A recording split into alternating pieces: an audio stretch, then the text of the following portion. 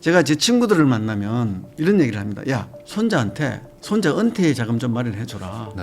한 55세쯤 되면 은퇴를 한다고 가정하면요. 나스닥 100을 투자하면 제 생각에 연평균 15% 나온다고 봅니다. 그러면 55년 투자하면요. 1.15에 55성이 되거든요. 그러면 어떻게 나오냐면 2170배 정도 나옵니다. 네. 1000만 원이 217억이 됩니다. 네. 물가 상승 10배 잡으면 21억이 되는 겁니다. 부족하다? 그럼 2천만 원 해줘라. 그럼 40억 나오지 않습니까? 네.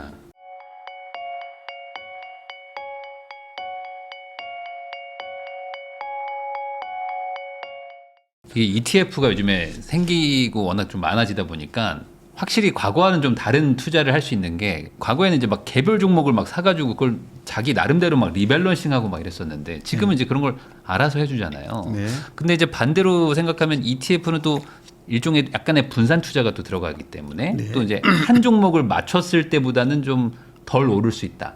그거 가지고들 고민들을 하시는 것 같아요. 네. 개별 종목 투자와 ETF 이 둘 중에 그래도 이제 누구나 투자로 부자가 될 수 있다라고 책 제목을 적어주셨기 때문에 일반적인 사람들은 어떤 걸 해야 된다고 보세요? 개별 종목 투자는 굉장히 그 훌륭한 투자가 될 수 있지만 어렵습니다. 어떻게 어려운지를 제가 한번 보여드릴게요. 여러분들이 10년 전에 엔비디아를 샀으면 네. 대충 한 330배에서 50배 정도의 시점에 따라 다릅니다. 수익이 났습니다. 1억 투자하면 330억 되는 겁니다. 네. 비트코인은 한 700배 정도 났을 겁니다. 600배, 700배, 이 하도 가격이 왔다 갔다 하니까 1억을 여러분들이 샀으면 부자가 됐을 것 같으냐. 여러분들이 다 답을 알고 계시지 않습니까? 그죠?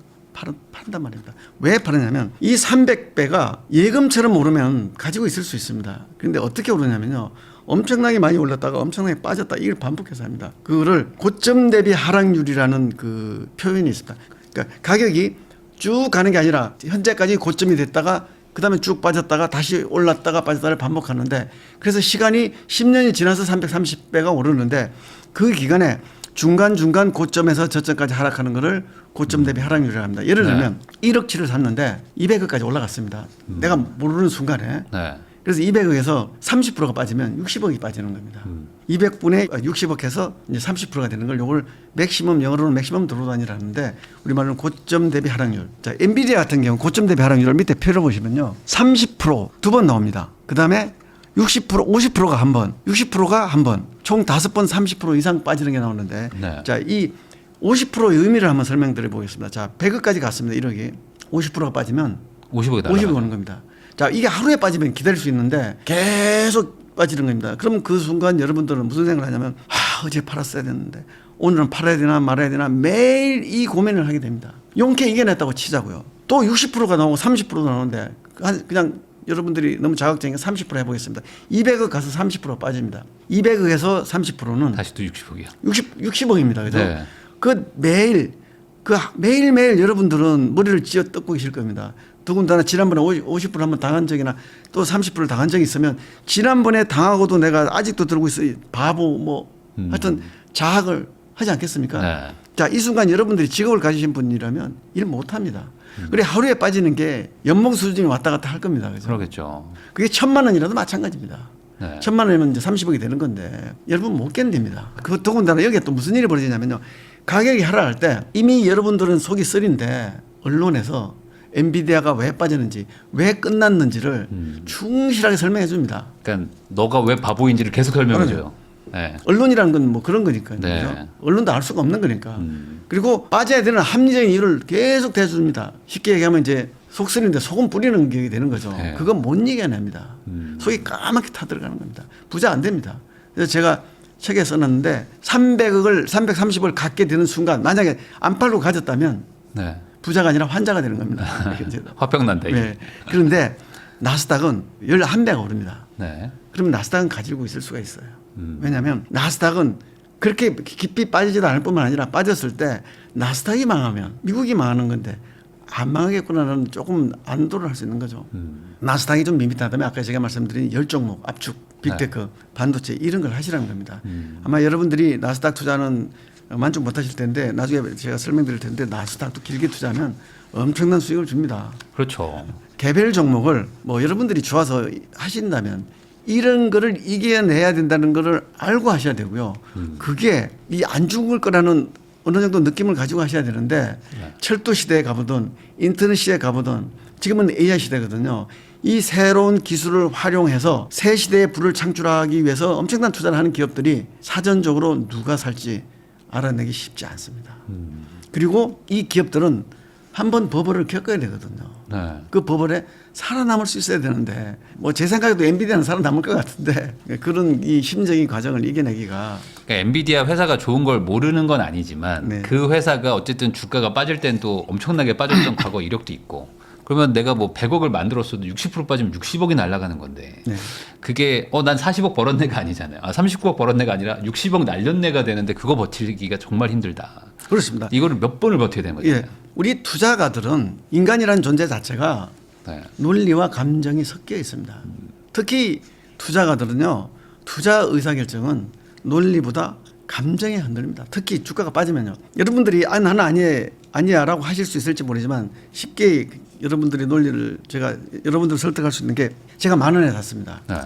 20,000원이 됐어요. 제 본전은 10,000원이잖아요. 그죠? 18,000원으로 내려오면 8,000원 이익 봤다고 생각할지 2,000원 손해봤다고 생각할지 많은 사람들이 2,000원 손해봤다고 생각합니다. 그렇죠. 내 본전은 고점으로 따라가는 겁니다. 아까 앞에 설명과 같은 걸 얘기하는 거거든요. 네. 여전히 벌고 있지만 18,000원일 때는 8,000원 벌고 있다고 생각하고 2,000원 빠진 거 정도는 감내를 하지만 15,000원 내려오면 어떡하실 건데요. 15,000원 내려오면 대부분의 투자가들이 야, 나 5,000원 이익 남았는데 더 빠지기 전에 하고 팔 가능성이 높은 겁니다. 이거라도 건지자. 그러면 네. 이거를 이겨내기가 어려운 겁니다. 종목이 그래도 한 4개, 10개 되면 뭐 하나는 좀 빠져도 다른 게 또 효자 종목들이 생기고 하면서 그렇죠. 그래도 좀 가는 근데 거죠. 그걸 이제 ETF라는 하나의 상품으로 여러 개가 있을 때는 하나하나 안 쪼개보니까 괜찮은데 여러분들이 ETF 똑같이 10종을 사시면 어떤 일이 벌어질 거냐면요. 여러분들은 처음에는 난 포트폴리오라고 사지만 네. 한 얼마 지나서 오른 거하고 빠진 걸 보면 여러분은 바로 또 감정적으로 생각합니다. 내가 이 포트폴리오라는 생각을 금방 잊어버리고 오른 거 이거를 샀어야 했는데 이거 빠진 건 안 샀어야 되는데 이런 생각을 하실 수밖에 없습니다. 왜? 감정에 특히 투자는 감정에 좌우됩니다. 왜 인간이 투자해서 감정적인 판단을 하냐면요. 제 생각에는 돈이 인간의 욕망 중에 우리 몸 바깥에 있는 욕망 중에서는 가장 강한 것 같아요. 우리 몸 안에 있는 이런 뭐 자고 싶다, 먹고 싶다, 네. 뭐 이런 것들은 내 몸하고 그렇죠. 관련되는 거지만 바깥에 있는 것 중에서는 돈에 대한 욕망이 가장 강하고 그 욕망이 감정이거든요. 그리고 이게 또 돈으로 숫자로 보이니까 이게 내가 어제 얼마 잃었다, 뭐 얼마 벌었다가 다 뜨니까 그러니까 더더욱 또 나를 자책하게 되고 그러니까 이제 못 참고 또 던지고 이걸 반복하는 것 같아요. 말씀하신 대로 포트를 담자 내가 그냥 ETF 운영해본다라고 하셨다가 실패하는 케이스 많이 봤습니다. 그거 이게 안 저희가 관리해 주는 거 비용 많이 안 들고요. 네. 굳이 그렇게 하실 이유가 없습니다. 감정 노동을 대신해 주는 거죠, 어찌 보면 ETF가. 그러면 결국에는 나스닥 100도 아까 좀 추천을 해주셨는데, 뭐 워렌 버핏도 보면은 S&P 500 사라. 그냥 여기에도 어차피 나스닥 다 들어가 있다. 이게 뭐 다른 지수 투자하는 것보다 장기로 놓고 보면 이거 이기기 쉽지 않다. 뭐 이런 얘기들 많이 하거든요. 네. 그러면 지금 S&P 500을 투자하는 것보다는 그래도 나스닥인가요? 어쨌든 대세라는 걸. 그 여러분들이 대부분의 투자자들이 가장 존경하는 네. 워렌 버핏과 네. 나스닥 S&P 비교 한번 해보겠습니다. 여러분들이 대부분 그 제가 만나보는 투자가분들에게 가장 위대한 투자가 누구냐 그러면 워렌 버핏을 얘기합니다. 네. 저는 그 부분에 대해서 전혀 이를 달고 싶지 않습니다. 워렌 버핏은 위대한 투자가가 맞습니다. 그런데 이분이 60년간 연평균 약 20%의 수익률을 내신 분입니다. 네. 그런데 65년도에 이 부분이 벅스 해스웨이라는 회사를 인수해서 투자를 해서 25년에 이제 그만두셨으니까 60년을 투자하셨는데 2000년까지 35년은 훌륭한 투자가셨고 2000년 이후에는 제가 아까 뭐라 그랬죠? 테크 시대, 디지털 시대라고 얘기했지 않습니까? 네. 수익률이 안 좋습니다. 이 부분을 분명히 얘기하고 싶어요. 지금도 저도 유튜브를 자주 봅니다. 그 여러분들이 무슨 얘기를 하냐면 장만 빠지면 유튜브에 많은 분들이 역시 워렌 버핏이 옳았다는 얘기를 합니다. 네. 현금 들고 있다고. 그렇게 혹시 맞아요. 그렇게 하시면 안 되는 겁니다. 한번 보십시오. 맨 오른쪽이 노란 게 S&P 500이고요. 파란 게 워렌 버핏의 성과입니다. 11%와 20%면 거의 9%, 연평균 9%면 60년이면요. 어마어마한 수익률입니다. 그러겠죠. 몇만 배 차이 날 겁니다. 네. 몇만 배. 50년 보면 21%와 12% 차이 많이 나죠. 30년으로 와보겠습니다. 30년 오면 이때 나스닥 100이 나타나기 시작합니다. 이제 지수가 네. 이때부터 나온 거예요. 그리고 2000년이라는 거는 30년과 20년 그 중간이 되는 겁니다. 네. 30년 보면 나스닥이 14.1%, S&P가 10.9%, 워렌 버핏은 12.4%입니다. 네. 누가 제일 높습니까? 나스닥이죠. 네. 그다음에 워렌 버핏 S&P죠. 자, 그다음에 20년 와볼까요? S&P가 노란 거니까 10.4. 네. 워렌 버핏 10.8 비슷합니다. 그죠? 나스닥은 13.8입니다. 뭐가 제일 높습니까? 네, 나스닥이 높네요. 그다음에 15년 오면 많이 차이 납니다. 네. 10년 오면 나스닥은 17.4%, 연평균 수익률입니다. 워렌 버핏 11.7%, 5.5%가 차이 납니다. 5.7%. 연평균 5.7% 10년이면요. 무지막지한 수익률입니다. 거기에 S&P는 워렌 버핏보다 좀 좋습니다. 13.1%. 네. 과거 5년 보면 19.2% 나스닥이 그죠? 워렌 버핏 14.9%, S&P 14.5%. S&P하고 워렌 버핏이 비슷해 가지기 시작합니다. 왜 S&P에 투자를 하고 왜 워렌 버핏에 투자해야 됩니까? 데이터가 얘기해 주는데. 나스닥이 있는데. 당연하죠. 그러니까 제가 S&P 미국 투자는 제가 S&P 지수를 폄하하는 게 아니고 S&P 그 대신에 변동성이 작다는 안정성을 줍니다. 네. 그래서 S&P는 나스닥 그 기술주도 가지고 있지만 비중이 제조업 비중이 훨씬 높다. 나스닥은 제조업 비중이 아니라 테크 기업 기술주로 가 있다. 그다음에 워렌 버핏은 제조업 투자 원칙을 가지신 분입니다. 이분이 그나마 선방한 거는 2016년에 애플을 많이 사가지고 나중에 포트폴리오 50% 정도까지 가져갔어요. 애플은 엄청난 초과 수익을 줬습니다. 그런데 S&P하고 2016년이니까 10년 보면 되지 않겠습니까? 네. 어떻습니까? S&P보다 못했어요. 네, 비슷하게 못했네. 11.7로 10.1. 그러면 나머지 50%는 어땠다는 겁니까?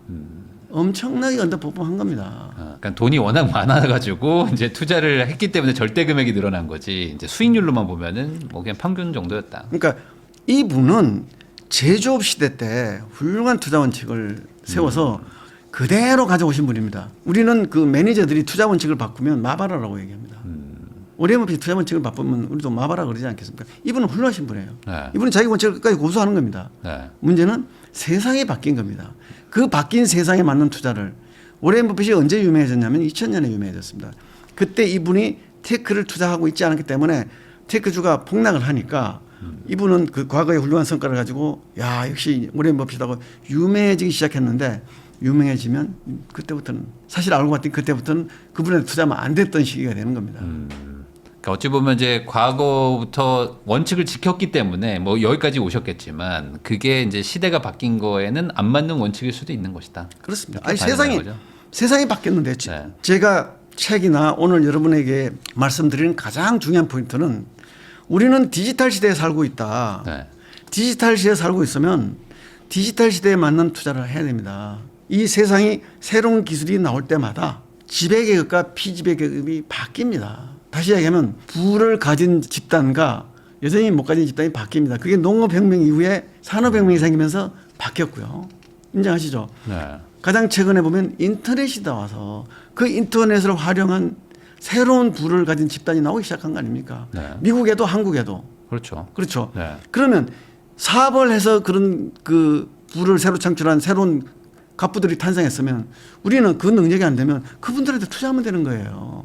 너무나 간단한 논리입니다. 이제 결론적인 얘기를 말씀드린다면 누구나 성공하고 싶지 않습니까? 성공에 투자를 하는 분들은 우리 쉽게 얘기하면 투자를 하는 분들에게 성공의 정의를 내린다면 철학적인 정의가 아니고 세속적인 정의를 내린다면 부와 명예가 되지 않겠습니까? 부는 돈입니다. 명예는 자기가 하는 일에 성공하는 건데 여러분들이 투자를 하는 게 업이 아니신 분들은 자기 업이 있지 않습니까?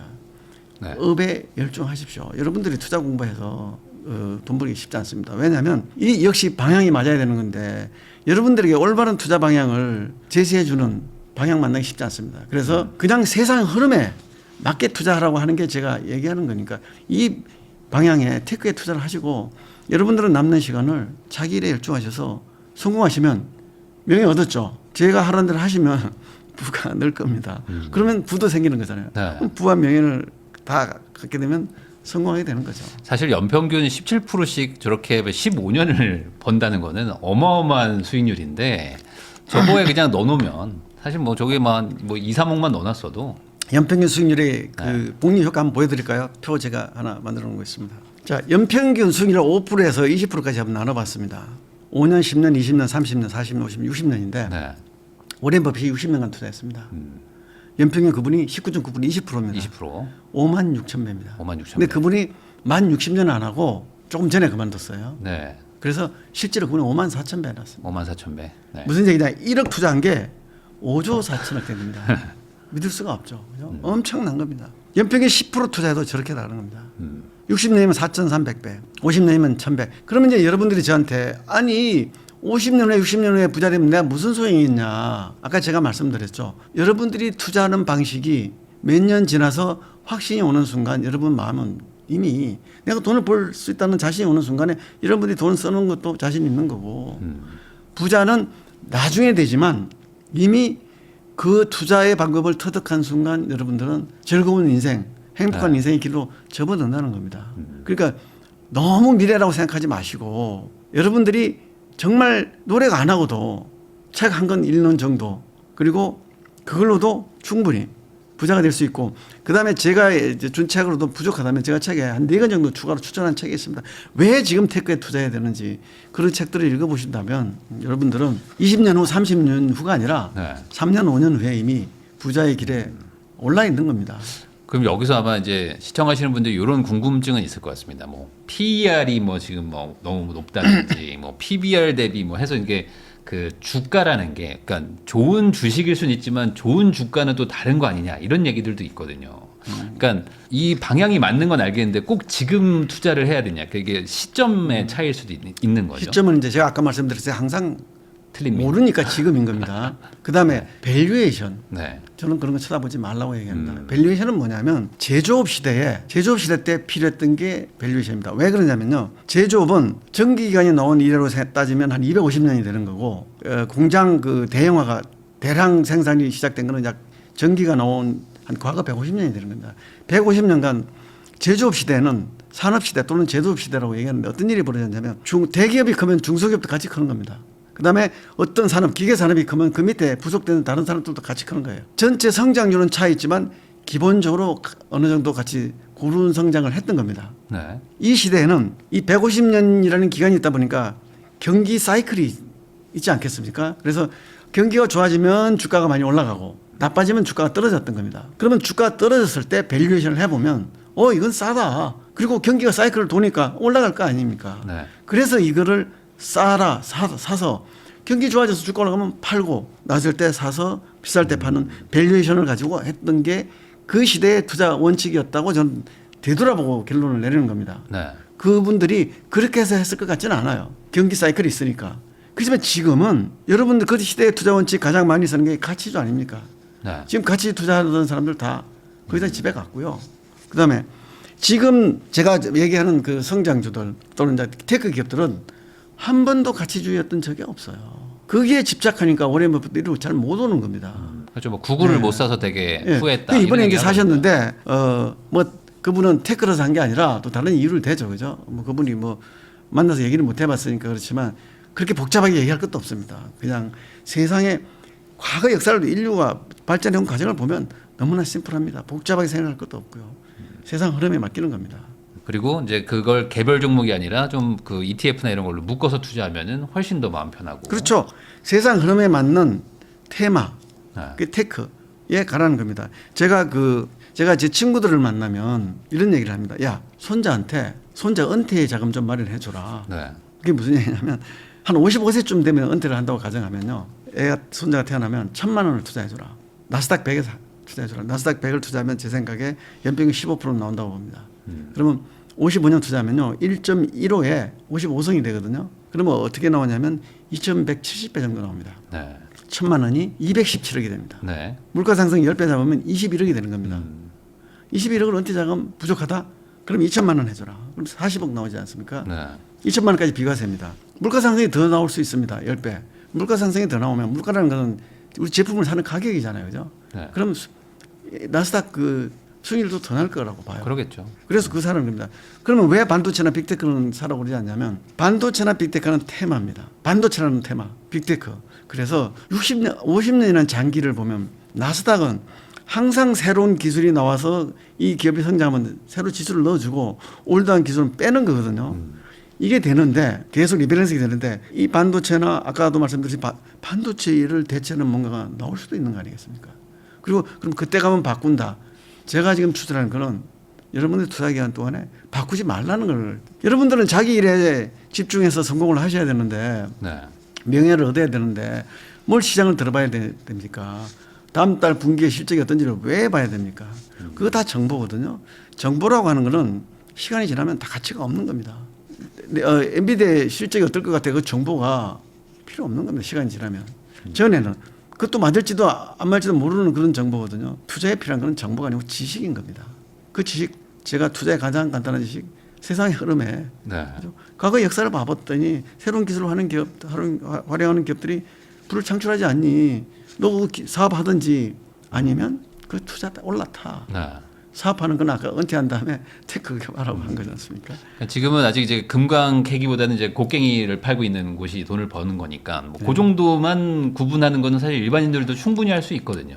근데 여기서 이제 A 곡괭이가 좋아, B가 좋아, 곡괭이의 부품이 좋아 이렇게 따지면 이제 그때부터 어려워지죠. 그래서 제가 지금 말씀드린 그런 메인스트림은 네. 이렇게 반도체와 빅테크로 가져가고, 그다음에 여러분들이 지금 보면 그동안에 조선도 좋았고요. 네. 우리나라 기업 중에 생태계를 잘 갖추고 있는 게 반도체, 자동차, 조선, 방산, 원전 정도가 됩니다. 이런 기업들은 짧게 보면 5년, 뭐 3년 이렇게 본다면 아주 생태계를 잘 유지하고 있습니다. 일부분을 이런 데 투자하는 것까지는 뭐 여러분들이 알아서 판단하시는 부분이고, 제가 얘기하는 거는 여러분 투자의 메인스트림은 움직이지 않는 주춧돌 같은 역할을 하는 거는 제가 얘기하는 이걸로 깔아라 라는 말씀을 드리는 겁니다. 반도체만 다 하지도 말고 빅테크만 다 하지도 말고 이것도 하고 이거 하라는 겁니다. 그래서 반도체가 더 수익률이 나고 빅테크 안 나니까 잘못했다가 아니라 포트폴리오 하는 겁니다. 사실 뭐 그렇게 하면 되는데 이게 참 뭐 1년 만에 막 10배 오르는 종목들도 막 있고 하니까 그런 것도 따라가다 보면 항상 또 이제 놓치고 이렇게 하시는 것 같기도 합니다. 그 최근에 이제 뭐 TDF라고 해가지고 네. 이런 상품들도 좀 나오고 있는데 이런 건 어떻게 보세요? 네 번째 추천하는 게 TDF입니다. TDF는 여러분들이 연령에 맞춰서 주식과 채권 네. 배분을 해 놓은 상품이고요. 아주 훌륭한 상품입니다.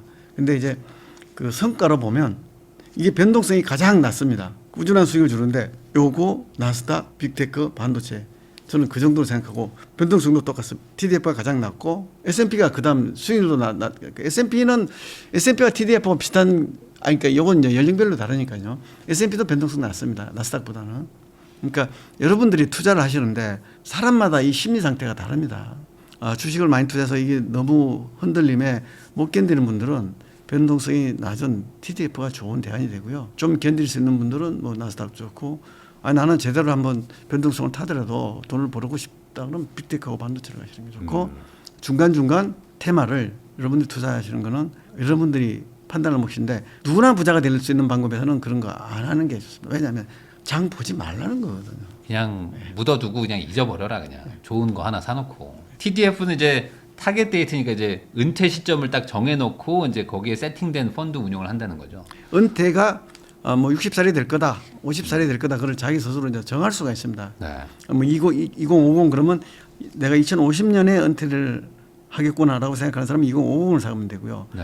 아니야, 나는 젊으니까 2060년쯤 된다 그러면 2060을 사면, 기간이 길수록 주식 편입비가 높습니다. 네. 이 주식은 한국 주식만 넣는 게 아니라 글로벌 주식을 분산해서 넣는 겁니다. 네. MSCI 뭐 이런 게 이제 벤치마크가 주로 되는 거죠. 그럼 이제 마지막으로 요즘에 또 이제 레버리지, 뭐 인버스 뭐 이런 ETF들도 많이 있고, 실제로 뭐 한국 사람들도 이제 레버리지, 인버스 이런 거 많이 산다고 이제 뉴스에도 막 나오는데, 이게 어찌 보면 이제 분산 투자를 했지만 수익률을 높일 수 있는 그런 방향 아니겠느냐라고 생각하는 분들도 있어요. 이 부분에 대해서는 좀 어떻게 생각하십니까? 이 부분은 사실 우리나라에 인버스 레버리지 ETF를 처음 도입한 것도 제가 한 거 아니겠습니까? 그래서 이 부분은 잘 활용하셔야 정말 돈을 버는데, 많은 분들이 이걸 장기적으로 활용해서 돈 버시는 분들이 많지가 않아요. 그런데 정말로 보면 정말 장이 해도 너무한다 할 정도로 많이 빠질 때 있습니다. 네. 그럴 때는 사볼만 하거든요. 시장에 가까이 있으면서 난 정말 자신 있다 하는 분들은 몰라도 일반인들은 안 하는 게 좋지 않을까 싶은 생각이 이건 듭니다. 약간 전문가들을 위한 상품이다.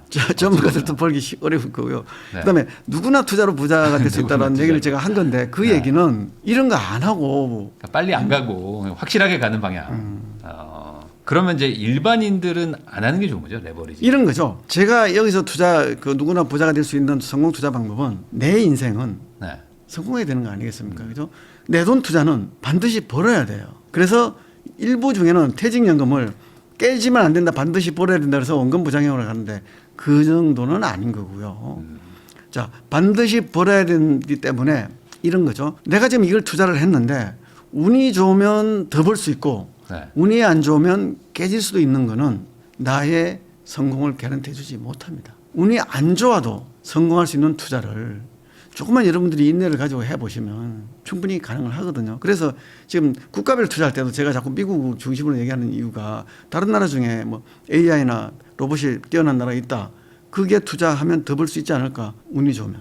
그런데 그 나라 가지고 있는 여러 가지 리스크를 생각한다면 내 돈인데 운이 좋으면 벌고 운이 안 좋으면 투자는 안 했으면 좋겠다는 거죠.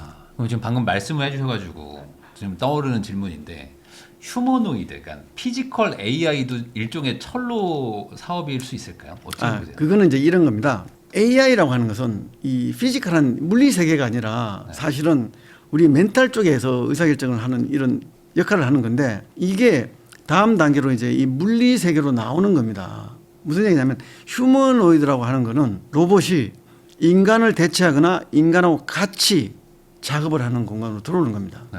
그러면 지금까지 이번에 제가 이제 CS를 갔었는데 거기 아틀라스도 있었고 유니트리 굉장히 동작이 훌륭합니다. 그러면 이 동작은 설계된 대로 하는 겁니다. 그런데 휴머노이드라는 거는 설계된 대로 하는 게 아니라 새로운 상황에서 어떤 예상치 못한 일이 벌어졌을 때 그거 의사결정을 할 수 있어야 됩니다. 자동차 같으면 뭐가 튀어나왔습니다. 양쪽에서. 그럴 때 핸들을 왼쪽으로 꺾어야 될지 오른쪽으로 꺾어야 될지를 예상을 해야 됩니다. 지금 보여준 그 로봇들은 그런 판단하는 기능이 없습니다. 그래서 로봇이 작동하기 위해서 필요한 그 5가지가 있는데 첫 번째가 액추에이트라고 합니다. 이게 관절. 네. 두 번째가 감속 기능, 그러니까 균형 잡는 거. 세 번째가 센싱, 바깥에 무슨 일이 벌어진지를 감지해야죠. 그 다음에 제어 장치가 있습니다. 이 제어 장치라는 거는 설계된 대로의 제어 장치만 하면 휴머노이드가 아닌 겁니다. 판단을 해서 제어 장치를 하려면 여기에 역시 브레인이 들어와야, 뇌가 들어와야 되는 겁니다. 네. 그 다음에 제어 장치를 하면 이제 동작을 해야 되는 거거든요. 5가지가 있는데 이 지금 로봇을 제어하는, 판단해서 제어하는 거는 로봇이 할 수 있는 게 아닙니다. 빅테크들이 하는 거예요. 이 부분이 맹점인 거예요. 그래서 이번에 현대자동차는 뭐라고 얘기하냐면 우리는 훌륭한 몸을 만들겠다는 거예요. 바디. 뇌는 딥마인드나 엔비디아 얘네들하고 협력하겠다는 겁니다. 결국 제조업인 거죠. 머리는 사오겠다는 거 아닙니까? 테크 기업으로 가기에는 좀 애매하다. 네, 그래서 현대차가 이제 훌륭한 아틀라스 로봇으로 주가가 더블이 났는데 네. 저는 보고 약간 이제 의아했던 게 결국은 로봇이 어디에 들어갈 거냐 했더니 공장에 들어간다고 하거든요. 네. 그러면 사람 대신 만드는데 지금 이 피지컬 AI 시대는 결국은 제조업에 뇌가 들어와야 되는데 그렇게 해서 만드는 현대 자동차를 누가 사느냐는 겁니다. 예를 들면 자율주행 시대 때 셀프 드라이빙 카가 현대 자동차 수준이 다른 차를 뛰어넘지 않으면 갖거나 뛰어넘지 않으면 그 차를 누가 삽니까? 효율적으로 잘 만들어내면 뭐합니까? 수요가 없으면. 앞으로 미래의 자동차는 자율주행 능력인데 현대차가 그 능력을 갖췄느냐 안 갖췄느냐가 중요한 거지. 그 물건을 파업 없이 잘 만들어내고 만드는 코스트 줄이면 수요가 없으면 소용이 없는 거 아닙니까? 그런데 마침 며칠 후에 테슬라에서 자율주행을 했던 분을 사장으로 모셔왔다는 그걸 보고 아 현대차가 결국 뭐가 중요한지를 파악하고 하고 있는 거잖아요. 그래서 그것 때문에 올랐다면 저는 훨씬 말이 되는데 로봇이 뭐 동작을 잘했다는 것 때문에 오르는 거는 좀 저는 납득이 안 됐습니다. 어쨌든 현대차는 뭐가 중요한지 방향을 잡고 자율주행 그 부분에 대해서는 따라가고 있는 거 아닌가 하는 생각이 듭니다. 네, 결국에는 테크 기업으로 얼마나 많이 갈 수 있느냐. 그게 결국에 이제 앞으로 부를 다 끌어모을 것이고 그게 이제 시장의 평가를 받을 거기 때문에 우리는 그쪽 방향에 투자를 해야 된다. 이 얘기를 해주신 것 같습니다. 어찌 보면은 되게 막연하게 그냥 빅테크를 투자해야 된다는 얘기들이 많았는데 오늘 좀 약간 그 산업혁명부터 해가지고 명확하게 지금 얘기를 해주셔가지고 이 내용들이 아마 우리 시청자분들한테 많은 도움이 되지 않았을까라는 생각이 좀 듭니다. 제가 이제 투자자분들에게 드리고 싶은 말씀은 여러분들이 그동안에 뭐가 좋다 해서 추천에 따라서 많이 투자를 하셨을 거 아닙니까? 네. 그런데 그 투자가 그 단기적으로 좋았던 경우도 있었을 거고 안 좋았던 경우도 아마 다양한 경험을 하셨을 텐데 네. 또 저도 그중에 어떻게 보면 한 사람이 될 수 있습니다. 근데 저는 이렇게 장황하게 여러 얘기를 했던 이유가 왜 그런지에 대한 그 공감이 이루어져야 투자를 장기에 할 수 있거든요. 예를 들어서 제가 좋다 그래서 샀는데 계속 올라가는 보장이 없습니다. 네. 바로 빠질 수 있거든요. 그렇더라도 여러분들이 얘기를 듣고 투자를 하셨더라도 왜 그런지에 대한 그 근본에 깔리는 얘기가 공감이 되서 하신다면 마음 졸이지 않고 기다리실 수가 있는 겁니다. 방향은 제가 제시해 줬지만 시간을 통제하는 건 여러분들인 겁니다. 그죠? 그 여러분들이 이 시간을 제대로 통제하시려면 조금 더 왜 그런지 원리에 대한 이해를 네. 하시는 게 필요하지 않을까.